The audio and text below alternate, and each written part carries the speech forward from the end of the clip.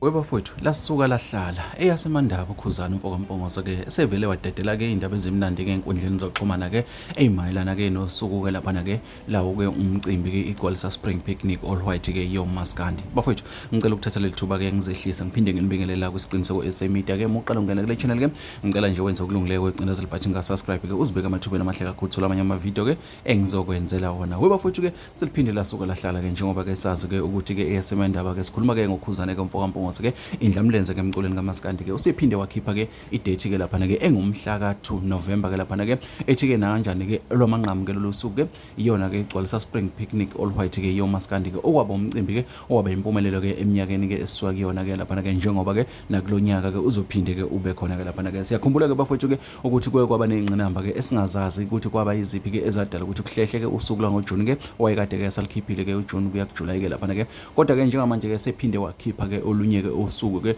wathi ke na kanjani ke akugeje ke la na kanjani ke lo mcimbi ke uzobe ukhona ke uyahlala ke na kanjani ke ebantwini. Siyakhumbula ke bafowethu ukuthi abantu ke bawuphumela ke ngobuningi bawo ke bawenza ke waba impumelelo esithemba ukuthi ke futhi nakulokho ke uzophinda ke ube impumelelo ke izona ke indaba ezimnandi ke lezi ke esikholwa ukuthi ke nabaculi bakaMaskandi ke bazoyithakasela ke ikakhulukazi ke